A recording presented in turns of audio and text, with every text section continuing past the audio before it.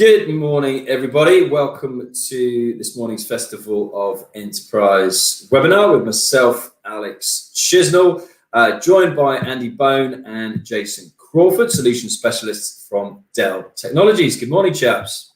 Hi there. How's things, Alex? Hope you're doing well this morning. Very morning, good. Alex. Morning. Whereabouts are you both coming in from today? Oh, I'm from sunny old Glasgow. Not quite as warm as some of the country is today, but we've got a little bit of it for now. Nice. I'm from Lincoln, in Lincolnshire. Most people say, "Where's Lincoln?" I always say it's near Nottingham. That's the easiest way to explain it. Yeah, and it's a beautiful day down here in Poole, in Dorset, where I am broadcasting from as well. So I think it could be the hottest day of the year, but then I think tomorrow's going to trumpet. So let's see how we go. So thank you all for joining us. Those of you joining us today clearly signed up to this webinar because you've already read the title and what we're going to be talking about, but I'm just going to frame it for you again. And also welcome to those of you who are tuning in on social media. So we are also streaming live on Facebook, Twitter, and YouTube today. If you would like to come and be a little bit more interactive and join us here on the webinar, then simply go to festivalofenterprise.co.uk. Register, you'll get an email link, click on that, and you'll dive straight in here with us on the webinar. But if you do happen to be on the beach already and you're watching this on your social media feed on your phone, then that's absolutely all right as well. So just to frame the webinar, as I say, joined by Andy and Jason, who are both solutions specialists with Dell Technologies. Andy's been involved with and run small businesses for over 30 years now. Jason's been in the IT and tech industry for over 20 years, over 50 years of experience here. I won't add mine to that either, or we could literally get a really ridiculous number of years out there between the three of us. But just to frame the webinar today for you all, this is part of our ongoing series partnership with Dell Technologies. So if you don't know the backstory, back in 1984 in Dorm Room 2713, Michael Dell's vision was to provide greater access to technology for people around the world. And today, Dell's vision remains unchanged. And lockdown has seen 3 years of innovation occur in the space of just 3 months as small businesses change or alter their operating model. Dell Technologies is instrumental in driving innovation, changing the digital landscape the world over, fueled by the desire to power human progress through technology. So join us today on a journey of small business evolution and discover how the right technology can propel your business to new heights, increase employee productivity, and ensure that you avoid the pitfalls that could render the business to a standstill. So today we're going to discover the importance of technology solutions for your business, how technology enables your business to grow to the next level, and the future digital outlook for transforming your business. So I'd like to point you in the direction of the chat function where you can see some conversation there already. If you've got any questions as we go, post it in there. I know there's an ask a question button as well, which you are welcome to use. But I would direct you to the chat box so everybody can see your question and we can position it to Jason and Andy as well. So thank you for joining us. Without further ado, I'm going to hand over to Andy and Jason to talk us through today's webinar. Over to you, chaps. Fantastic. Thank you very much for that. Really appreciate being along. We do miss the real live events, of course, so this is a whole new world for us. And I think everyone on the call is probably learning that we have to use technologies in slightly different ways than we did previously. That evolution has been across my entire life. So if you think about it, actually, that time in 1984, it was referred to by Michael Dell in his dorm room, he realized as well that he needed technology in his hands. He was actually studying back at the University of Texas, and he was studying, what was he studying, Andy, actually? I can't remember. It's either business or medicine, I think it was medicine. Yeah, we always presumed it was business. It was actually medicine, yeah, because his parents wanted him to go down the medicine route, yeah. Yeah, so he realized that he needed technology. Thought, you know what, I can't afford to actually buy a new machine, a lovely shiny big IBM at the time. In fact, Andy, your first computer, how much did that cost you? Oh, I think my first computer, I mean, I'm going back in time now, was around about £2,500, and it was actually from Radio Rentals. Now there's a real blast from the past. And there's me thinking it was Rumbelows.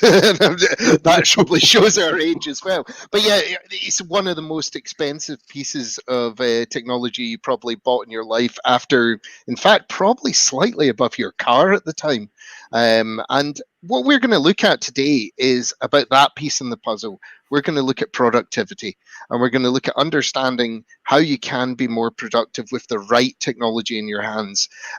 This series will roll on into more specialist areas as well. We'll look at some of the different devices for more specialist users over the period of time, and we'll just try and get you through some of the pitfalls that happen, because it can be a challenge. We've all been there, and we've all been at the shelves looking at tech and going, not sure really what's right for me. Yeah, it's definitely, because what happens is we all tend to look at buying tech as an essential, but we don't actually realize how important that tech is within our organization. So, we're actually positioning tech at the moment in our sort of conversations we have with people as the next new hire, because at the end of the day, the tech that you use can cause an awful lot of time back. It can cause a lot of resource back for you guys by having the right technology to enable you to perform your day-to-day tasks. And that's where we really want to start, really. So we want to start by explaining to you what we have observed over the numerous years. In fact, we started right back in retail when retail products were driven through the market, and it's come full circle. In fact, retail is now driving the commercial sector as well. So it's quite an interesting scenario. We're going to let you into a few bits and pieces on how that resource we can bring it back to you, because at the end of the day, Jace, what's the most important thing in the world? Oh, time, I think that's probably the most useful. So we're trying to keep this as short and sweet as possible. But it is, you can't get time back. It's apart from water. That's probably another important one, but time is something that we all value, because I found it more ever since that we've been in this situation with COVID-19 as well, that having that valuable time at home has been good as well. And this technology has provided that, rather than maybe the face-to-face events we once did. I can still interact with everyone that's on the call today without leaving the comfort of my dining room. I know it looks like a fancy studio. It really isn't. So let's bring it back right to the start where Andy was at there. I'm just going to share a little bit on screen here. So what we've got here is a familiar situation on the left-hand side. When you go to acquire your technology, it's all about this consumer versus commercial experience. As consumers, we tend to walk to retail, and commercial, you deal directly with a company or directly to buy your technology from there. So it's an interesting experience in retail. Retail is fantastic. I worked in retail for many years. And what you've got is a pile of shiny stuff that looks really exciting. Lots of laptops everywhere, all proclaiming to be absolutely the best one on the planet. Now, the commercial laptops that you've got there, the consumer laptops that you've got there are great. You want to access Facebook, you want to do all the fun things that you do, watch a few videos on YouTube, even watching us on YouTube for some of you that are on that platform just now. That's ideal. But where does it fall down, Andy? Is there anything different about it? There is a colossal amount of difference. I'm just going to name a couple of points. Actually logging into devices is an area that we need to look at. We need to look at how long these devices will last, both on power wise and on longevity of lifespan, if you like.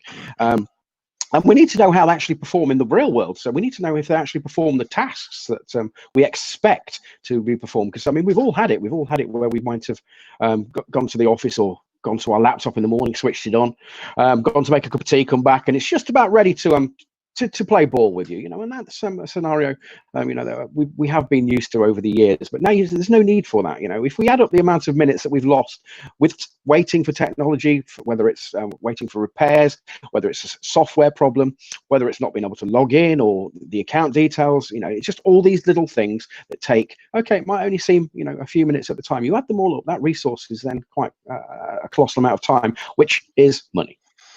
Yeah, absolutely. And so where's the different ways that we go? So I mentioned that you might go into a retail store and you go and buy a machine. That's fantastic. Is it going to be an easy process?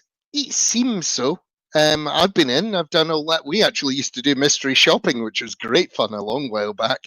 And we'd pop into the store and ask lots of complicated questions. Now, tends to be in retail that we are not dealing with a single use store. They're selling multiple things. They're selling washing machines, fridge freezers, microwaves, every single thing on under the sun.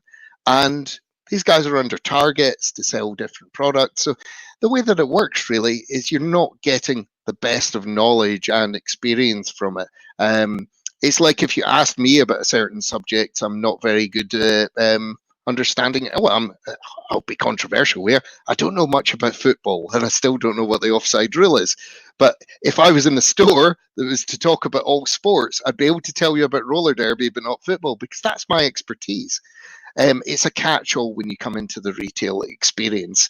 It's also very driven by what we want to sell this week, because we have a lot of this, and if they can make it fit for you, so as well, we can be driven, and this is all of us, we can be driven by price, because price often makes us think that it's better.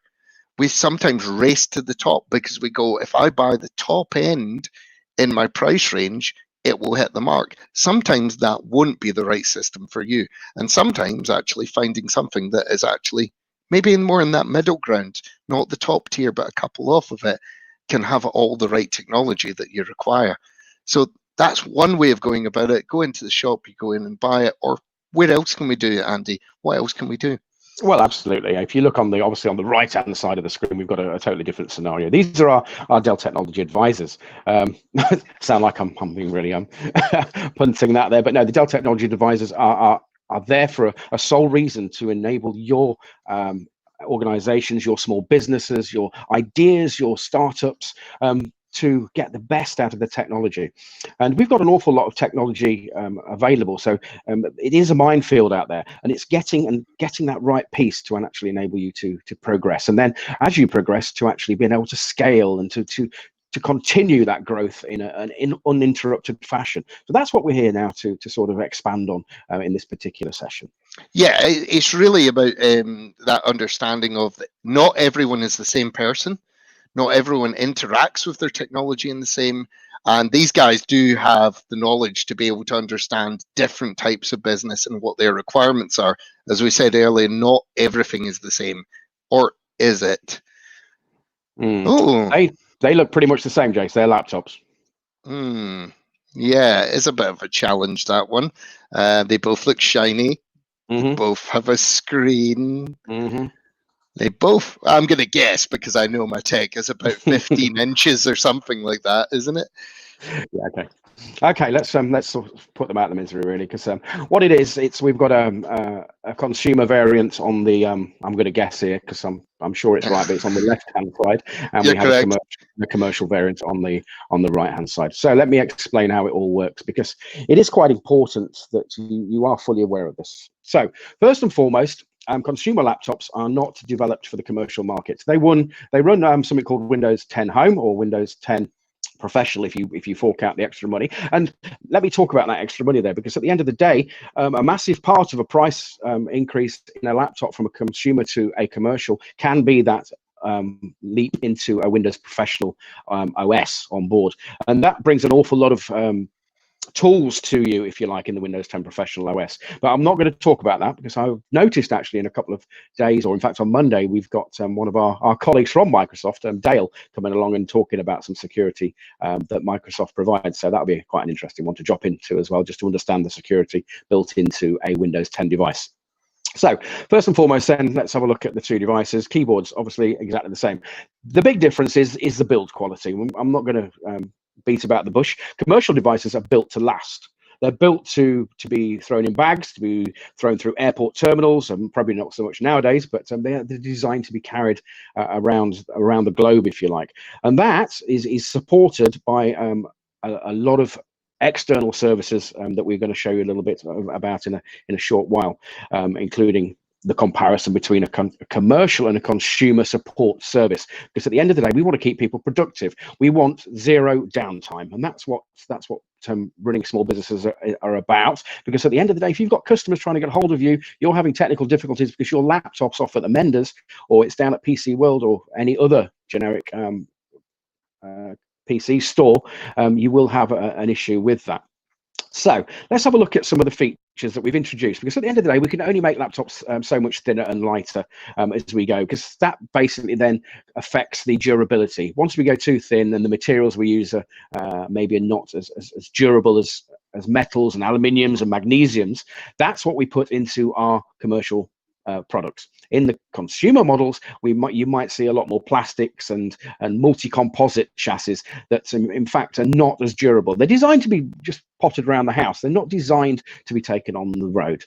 Anything you want to add there, Jace, just as a No, I think it was more, you're exactly right. As far as the build's concerned, they are completely different and have been over the last, I'd say about 12 years or so. Many years ago, actually, if you'd went to buy a laptop, all the difference would have been is the badge, because you were selling it to a different part of the industry and you went, okay, I'll change the badge over. That's not how it works now, because our outlook and things has changed. As more of us have entered the online environment, we do worry about securities. We do worry about the performance more. We do worry about the reliability. And because of that, we've put a couple of tools in there. And these tools are the ones that you won't get on a consumer system, but you will get in a commercial system. In fact, we're going to talk a little bit about that on our next webinar. Is a thing called the optimizer that started off in our performance systems. It has now entered into our standard commercial systems, and they're called latitudes, and all of the top end have what we call the Dell optimizer. What does the optimizer do, Andy? Is it? Yeah, I can tell useful? you, yeah. It is very useful, actually. First and foremost, we're gonna start with the optimizer providing something called express sign-in. Now, that is basically enables you and only you to access your device. Now, whether that's by biometrics, whether that's by facial recognition, whether it's by a separate Bluetooth entity as well. So, I mean, if we take it to the real geeky level, because we try not to talk too geeky, but if I'm approaching my office or my shed in the garden, as I call it, what happens is my laptop knows that I'm approaching it, it wakes up. As soon as I sit down in front of it, it checks my face to make sure it's me, or I've not had too much of a hard evening, and it will wake up, and instantly I'm into my workspace. It is that simple. I'm not going switching it on and making the tea anymore. So that's the first and really important detail of the optimizer. The next one is about what do we do with our devices. We might just do Word, we might do some spreadsheets. But spreadsheets, if we're in organizations, I'm using the words organizations, if we're in a small business as well that has data intensive operations, those can be quite clunky and slow sometimes as well. You know, it can take a little bit of time. So we've got something called express response. Now that basically takes all your applications. It uses AI technology. So we're using all the latest advances, machine learning, artificial intelligence, and putting them into these small, tiny little boxes and giving you the benefit of this uncompromised productivity. It takes them and it will basically run them to their optimal performance. In the old days, gamers and professional PC geeks used to call this sort of an overclocking scenario, where they'd make PCs perform to their ultimate levels. So the express response, if you like, it adapts all your applications. In fact, it learns that much. It knows which ones you're going to use most, and it keeps them at the forefront of the OS so that they are instant on again. Whereas before, you might have to open up the application, you open another application, you have to wait, and that is resource time that we're losing. If you're out and about, what's really important, it's battery life. We've got something called express charge, which is pretty amazing. I think we can go in 30 minutes up to about 35% charge. In an hour, we can go up to 80% charge with the express charge functionality. And again, because of the AI, what we're doing is we're enabling people by allowing the system to take care of your battery and your charge levels and your use levels by reducing maybe the brightness. So if you're not using it's a bit like your mobile phone, I suppose. If you're using it in an environment where you don't need the brightness on the screen, it will take it right down for you. If you're not using intensive applications, it will take the performance right down. So what it's doing, it's saving that battery. It's keeping it optimum all the time. So a bit like a Formula One car, constantly monitors every single detail of its operation. The actual PCs now are doing that for you to give you that optimal experience. And finally, I mean, the situation we're in now, we're sat here and we're on headsets and cameras and everything else. We've got something called intelligent audio. Now, what could be better than actually being able to sit in front of, I mean, I'm not in front of well, I am actually in front of a laptop, but I've docked to multiple monitors. But what could be better than actually having a laptop that you can move around the entire environment of your office, or out in a cafe, or on mobile, on public transport? What would be better if you could have audio that takes away all the background noise and provides you with that amazing headset experience that you have. I mean, amazing headset experience only comes with a price as well. So, you know, if you start adding the value of all these little additions in the optimizer, it's a big cost saving when we look at the cost of those additions you'd have to pay separately. So yeah, they're the 4 pillars. It's about the applications, the battery, the audio, and the signing capabilities of the optimizer. Yeah, and it's really about longevity in a lot of ways. At the end of the day, it's an expensive purchase. I mean, I know this. I've dealt as a small business myself before as well, and you can easily dive into something and find that I've gone slightly the wrong way, but I'm going to have to live with it for the next cycle until my budget's ready to be able to deal with something else. So there's lots of ways of dealing with that as well, and that's obviously including services where you can actually essentially get your system as a PC as a service as well, so you don't have to always go the same route of just actually buying things right out. You can actually do it much like a mobile phone contract too.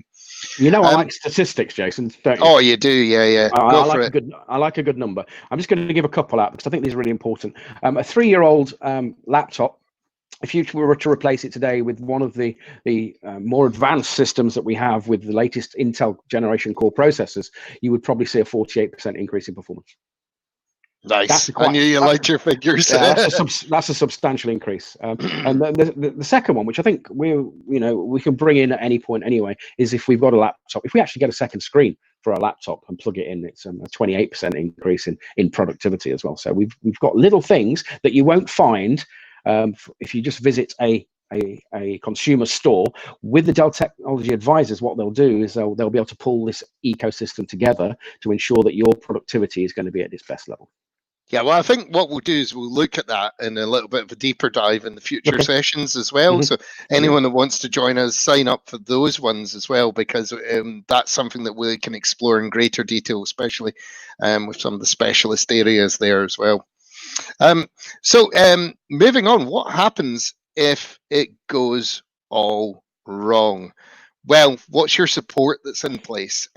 We do different levels of support, and actually, I used to be one of these. I started in Dell 15 years ago. Hi, this is Jason. Can I have your service tag, please? Now, actually, that's quite a strange line. I'm going, oh, service tag, what's that? Well, actually, every single one of our machines has a thing called a service tag in the bottom. And it's like your car registration number. It tells me, as a support agent, everything about your machine, how it was built, who built it, what components went in at the start. And that's actually a really useful tool as far as a support agent's concerned. But for you, what's important is, what do you get out of support? Well, there's different layers of support. In retail, what do? We go back to the shop. Brilliant. That's fantastic. We don't see our system a couple of days, maybe, depending on how busy or queued up they are. With Dell, we've got different offerings of Pro Support and Pro Support Plus. Pro Support basically means that we're going to have engineers that come out on site and they can repair a system. And I used to train a lot of the engineers on how to build and take apart the systems. They have to actually set a time of around about 30 minutes to try and basically get the components, service your machine, and have it ready for you going again. What does that offer us, though, having an engineer on site? Well, one of the major things is security. And I know, as I said in the Microsoft session, they're going to talk a little bit about software security, but hardware security is equally important. having access to your files in your hard drive is something that we all worry about. We don't want our data going away. Loss of data is some of the most challenging things that you can come across. Also, someone having access to that data, because you maybe have customer records and you're maintaining your GDPR status as you look after all of that data too. So we can have the engineer come out on site. And in more complicated cases, we have Pro Support Plus, which is a pretty awesome service. Basically, we can do proactive monitoring of your system and monitor whether something is going to fail as well. So there might be, as I say, a hard drive or a stick of memory. And what happens there is that they can actually go and have a look at it and go, say, all right, we're monitoring your system. And they're not monitoring your data or anything like that. So there's no need to fear in that. It's at a hardware level. They're monitoring that maybe something's actually not responding as well as it should. Excellent. We will send you out a new part or send out an engineer on site to go and replace that component, so you're ready just in case it fails. And there's all sorts in there. We all have accidents as well, dropping stuff. I've done it. I've spilt a cup of tea onto a laptop before. I'll say tea, it was beer. I know, I will be honest. And yeah, it's not great. It's that moment of everything is gone, and it happens because it's just the nature of life. But if you have that cover, then okay, that's fine. You've had an accident with it, we'll get that repaired for you and get that serviced as well. So it's it is important to have all of that in place, because it gives you kind of a bit of peace of mind as well. Yeah, indeed. And I think a lot of people, again, you don't realize that even though it's a cost, it's if you actually were to cost an insurance claim on a piece of technology, it would be quite substantial on your business or on your household insurance, however you're claiming. So yeah, when people buy a device, they only sometimes maybe look at the bottom end of the costing there. But with all this technology that we've shown you that can go on devices to enable you to work more efficiently, quicker, and without downtime, so zero downtime, that's what it's all about, keeping it all in line there. Yeah, I think so. And it also is about, you may find, it's back to the time thing again, Andy. You may find that you are quite a technical person. You think, that's okay, I'll spend the time troubleshooting it. I've been down that rabbit warren before and realized actually that I've maybe used 2, 3, 4 hours of my time that could have been more valuably used into my business, and let someone else take care of that for that minimal extra cost that it is. It actually turns out to actually be way more cost effective, because all of our time is kind of valuable. Yeah, absolutely. I mean, we haven't touched too much on the security. We'll dive into it a little bit more in one of the later sessions. But again, security increases, or security breaches have increased over 350% since the onset of COVID-19.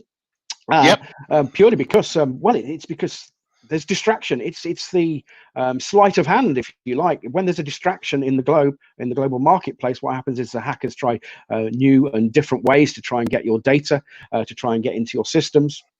With a consumer device, it is a lot easier to actually access your system through a consumer device, a consumer network connection, or a public network connection that you might be using. Whereas with a commercial device, all these things are looked into, and we have, again, bits of technology on board. In fact, we've got hardware technology on board to stop that happening. And to protect you. So we'll go into that in a little bit more detail in one of the specialist sessions as we go through. Well, I think, yeah, as we're talking about it, that's where in this session, the key is these 2 laptops. I'll bring it back to them. One of them was what we call an Inspiron product, which is our standard products that you pick off the shelf in retail. The right-hand side one is our Latitude, and that's our flagship, our Latitude 9510. As all the features that Andy talked about, the optimizer, having the better audio, the express sign-in, etc. That is your go-to device if you were given the choice of these 2. You wouldn't get given the choice of these 2 on a retail shelf. You would only get chosen the consumer side. But on the commercial portfolio, the Latitude 9510 is the one that really stands out.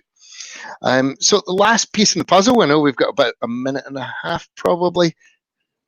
Over to you, Andy. Okay, so we introduced it right at the beginning, really, and it's we have a free resource. Free resources available to absolutely anybody, from if you're a startup or you've got 100 employees or up to 100 employees. We've got specialists. So we've got Dell Technology advisors, and they're there to help your small business. And that's why we've talked about is help you making the right decisions by providing the right devices, the right technology, and the right ecosystems. The ecosystem is just as important as the device that you put in front of you, because there's nothing worse. It's like the Christmas morning story. We love talking about the Christmas morning story where, the kids are all excited. We get our brand new toys, but what have we forgot? We forgot the batteries. Yeah, so we can't play with the toys. It's the same with technology. If you don't have the ecosystem, you don't have the headsets, if you need headsets, or you don't have the mice, the keyboards, the monitors, the bags, the list is endless. What we're trying to say is that ecosystem makes us more productive because it gives us a secure work environment to enable us to do our jobs efficiently without looking around, losing time to do it. So to reiterate, it's a free one-to-one advice platform that you can dial into. The details are in front of you. Yeah, and as you want to scale, we've got the next level as well. So if when you get more users, because that's the next step really. How do we put more users into the mix? And that's quite a scary leap. In fact, from having a single laptop to multiple laptops. How do we manage? How do we monitor? How do we keep them secure? It's it's all about talking to the Dell Technology advisors. Yeah, I think we'll cover that some of our future sessions. As I said, if there's any questions, pop them in the chat just now. I think that's probably us up to our time limit, I'm afraid. So I'll probably hand over to Alex. Thank you very much indeed, chaps. Thank you very much indeed. I learned a couple of those lessons the hard way, actually. Definitely Christmas morning with the kids' presents and no batteries in. I've learned that one. All too often. That's why I play with Lego mostly. No batteries involved. It's like a trip to the corner shop to see if they got the batteries, and then it's usually the wrong size batteries, and it just gets more distressing as we go. Well, that takes what we've been talking about quite a lot. It takes time, and that's resource, and that's money. Yeah. Indeed. And I even during lockdown poured a glass of water into the keyboard of my computer as well, which I've never done in my life before. I've managed to get all the way through life to this ripe old age that I won't reveal. But yeah, glass of water in the keyboard didn't go down very well. Cool. Very distressing. But what was both of you, what was your first computers? Oh yeah, so mine was actually depends what you class as a computer, because the lines are blurred just now. So if it was a piece of technology that did computing and gaming, it was an Atari 2600 with the wood grain finish and the single controller with the fire button, Pac-Man all the way. If it was a real computer which I put pressure on, actually it was quite late on, and it was an Amiga 500, and I still have it, and it's brilliant. Yeah, I have quite a collection. Wow. But you're in there. Mine, oh yeah, there's a good one. Sarah Sinclair. Sarah has a Sinclair. The ZX or the ZX Spectrum, depending if you were a little bit from more of an affluent family. So it was either black and white or color. But my first personal one with my own money was definitely the one from Radio Rentals, and it was an Olivetti. Very strange. You probably would never find an Olivetti PC nowadays. Definitely not. No. Yeah, no, mine was the first one I was given was a ZX Spectrum, and I can actually remember that Christmas. But the first one I bought, I'm not just saying this, was actually a Dell laptop, which I don't have anymore. I should have kept it really. I wasn't thinking along those lines. I think when I was a student. Yeah, for the archive, it's always interesting, and yeah, maybe one day, at one point, maybe I'll start a YouTube channel or something and have a session of all the different computers that I have in this house, because it takes up quite a bit of space. Yeah, and a couple of questions we got through. What have you noticed any difference in buying habits over the last, I guess we're probably over 100 days now, aren't we, since mid-March lockdown, with regards to what people are buying, or maybe just even in the inquiries that you've been getting as a business?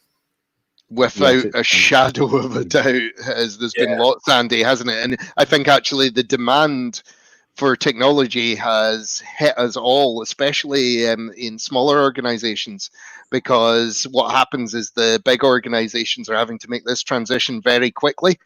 and they are buying up the tech fast and furious. Even for myself and Andy, we found some challenges to get a hold of web cameras.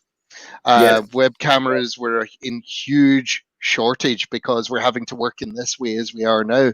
So to get one, we had to pay a pretty penny, unfortunately, for what was the normal standard. But yeah, for from a Dell's perspective, what actually happens out of everything that happens in life, where there's a big spike and a big change, it makes technology evolve faster than it ever did before, because we have to. Its necessity creates that drive for innovation, and we only have to look at it at things like Zoom as a platform. Nobody knew about Zoom back in the middle of March. By the second week in April, everyone knew what a Zoom call was. And it's the same with our hardware as well. It's exactly the same thing. Our laptops have actually jumped a whole generation 3 months quicker than they normally would. So it's been a challenge for us, but Dell has always been an adaptable company because they've worked, and it's an old thing. It's called a just-in-time operation, and it basically means that we don't actually have constituent stock of some of our systems. A lot of them are still the old way of build as the demand increases. So we can choose lots of partners. We can choose to go in a Dell. I won't pretend that it's all Dell components there. You'll find Samsung in there. You'll find Sony batteries. You'll find all sorts. But we use multiple vendors to make sure that they can build to demand. And question, which again I don't know the answer to. I don't know if you guys do, or what your gut is. But somebody's asked how many. What's the percentages of businesses that are now working back in an office with all their staff? And I guess my only thoughts on this would be September is probably going to see a spike, because I can see that our communication from my office, for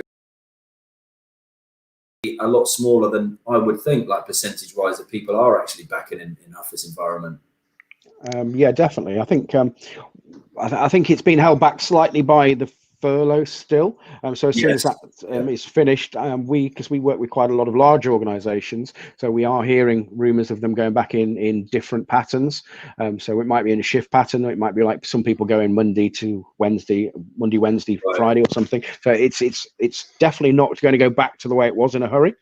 In fact, as an organization, Dell itself, we have a 30% remote workforce anyway, and we ramped that up in the space of that lockdown period to over 70%. Obviously, there's still a certain amount of workers that need to be in data center operations and things like that need to be working in the facilities. But we ramped it right up to over 70%. I think that to add to that probably is the real question is, I think everyone's thought we're going to go back to offices, but what happened is the IT teams have bought a lot of technology for people to be able to work from home. And they've realized actually that has created a greater balance for people's lives. And it's amazing. After this, I can go and stick the washing machine on. I wouldn't be able to do that. And I know that sounds like a great pleasure, but Andy and I were always on the road, always at these events, end to end, back to back. And the weekend was ruined by basically, right, here's the clothes going in the washing machine, the bags repacked. Where did the weekend go? Now this is actually, I think we won't see as many people going back to office as they were before, without a shadow of a doubt. Some organizations will have leapt to this and said, you know what? Why are we hiring out office space when it's actually way more cost effective and our staff are happier? Not everyone's that case. What you'll find is anybody in the region of teens of working age from 18 to about 25 really want to get back into workplaces.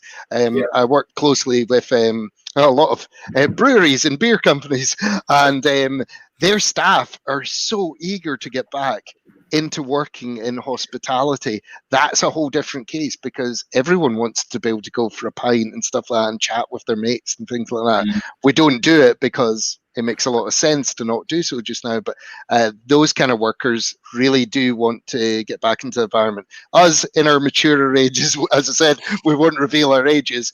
I think we like some of the home comforts and just not being on a plane or a train all of the time.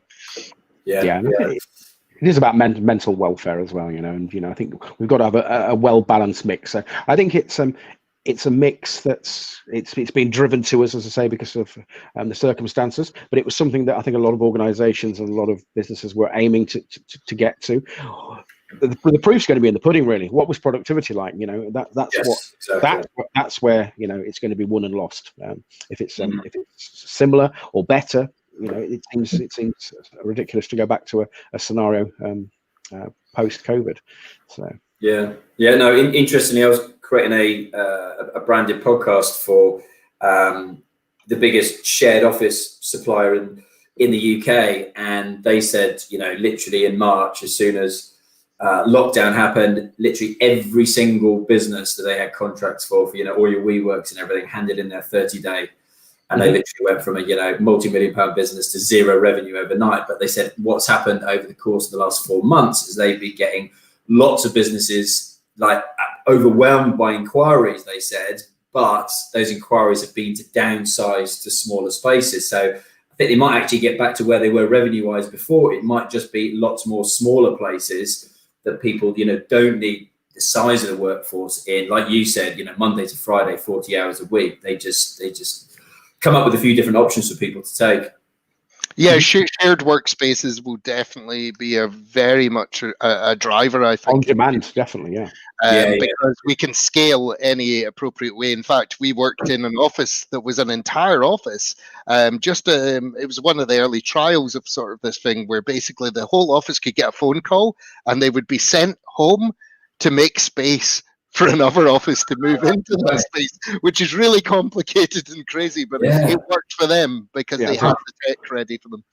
Yeah, so a disaster recovery office, basically. Yeah, so if an organisation went down, they could ship their workforce to another office. So that's keeping two full-scale operations running at the same time, even though one might not be needed. Yeah. So in fact, talking about shared workspace, one thing that we have done. I'm just going to punt another feature, but we've put security screens on our devices as well, especially on the brand new 9000 series. So basically it's a privacy screen, switch it on, switch it off, so anyone walking past you, around you, can't see what you're doing. Okay. Yeah, and again, you won't find any of this technology on a consumer device. So if you are thinking about moving into shared workspace, it's a great tool. It's you can switch it on, switch it off. In fact, some of the larger organizations that might be doing different projects within a shared work floor do pretty much ask for this technology as well. So it's a technology that enables the screen not to be seen from any angle except for straight in front of it at your eye line. A question off the back of what we were talking about earlier, when I think Jason, you mentioned Zoom. Question is, do you see any advances in this technology we're using right here now, essentially the same thing that has been advanced over the last three to 4 months? And I guess my take on that is that we all miss live events, and it seems to me that surely somebody must have been working away to try and improve this experience, because again, it is a little bit clunky, isn't it? Or some of them are, this platform, etc. You don't actually feel you're in the room together, that you can. Whereas you think with the advances in virtual technology, etc., that there would be that kind of technology available. But yeah, what are your thoughts on that? And have you seen anything from Dell in that regard? Yeah, absolutely. So we're going to talk a little bit about this actually in our specialist user section on the next call. And that's a lot around our VR and HoloLens, etc. So we have VR ready and capable systems that we're going to have a little bit of a chat about. They're called our precision workstations.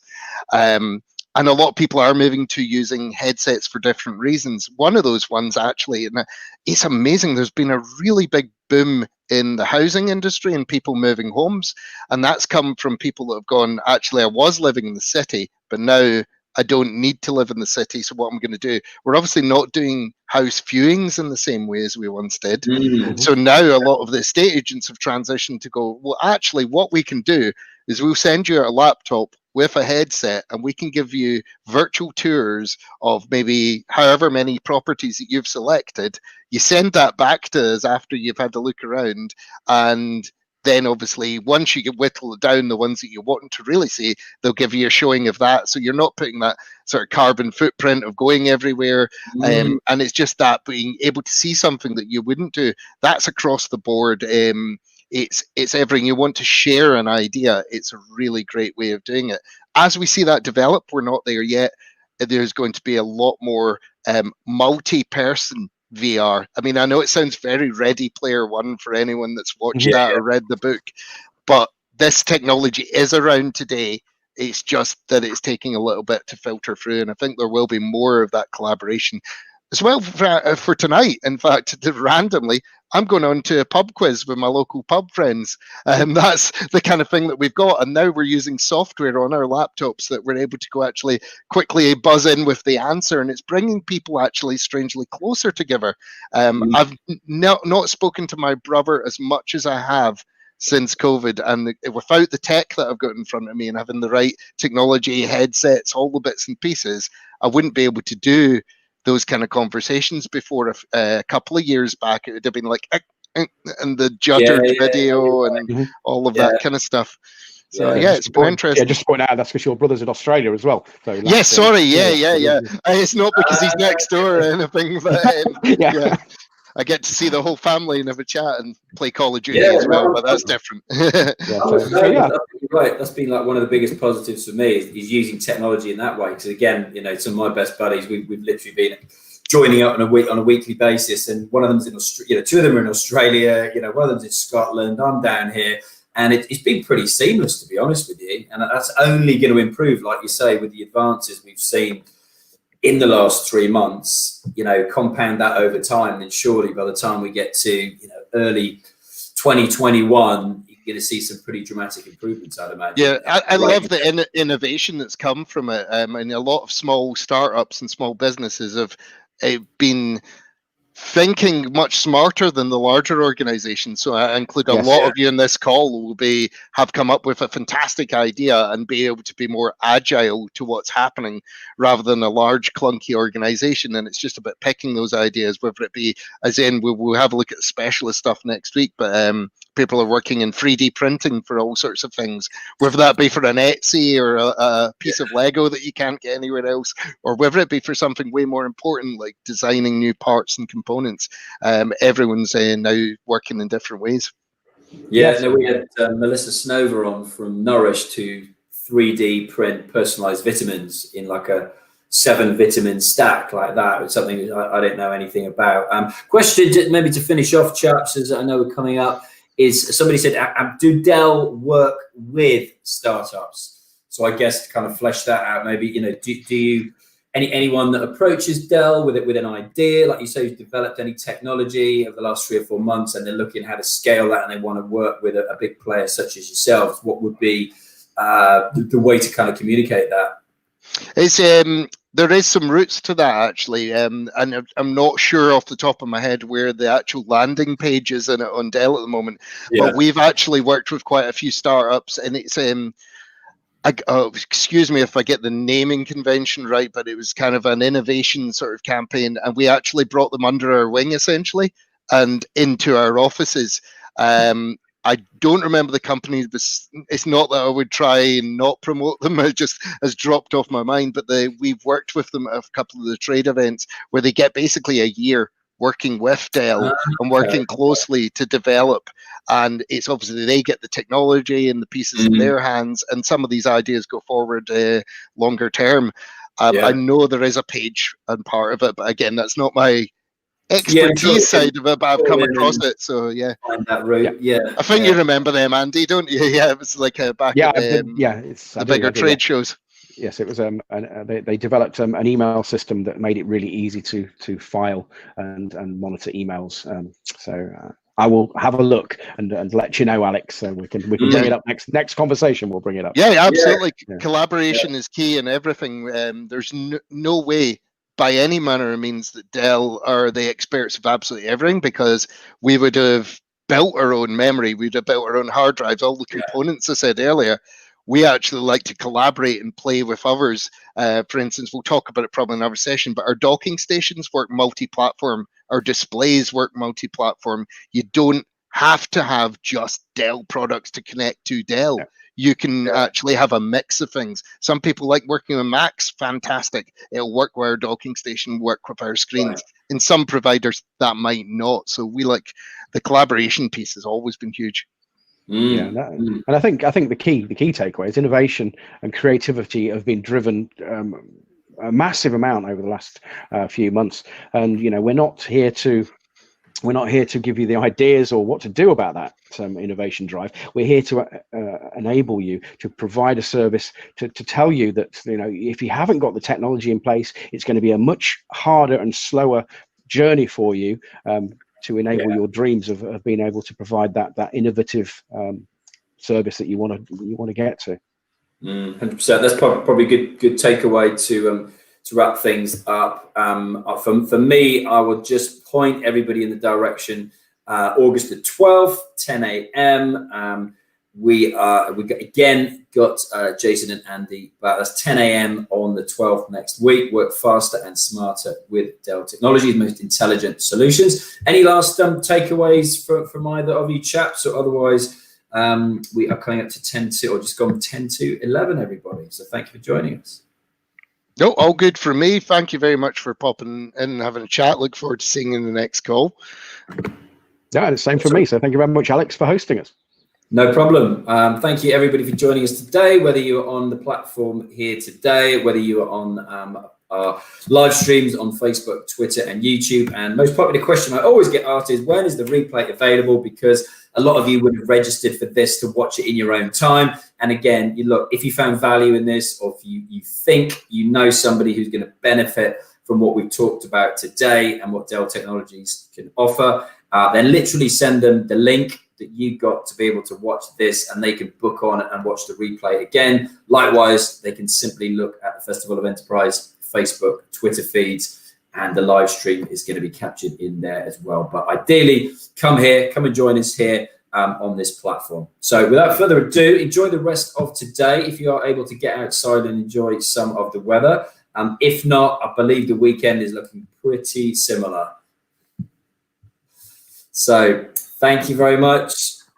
Good afternoon, everybody. Enjoy the rest of your day. Cheers, chaps. Bye-bye now. Cheers. Thank you. Cheers. Bye.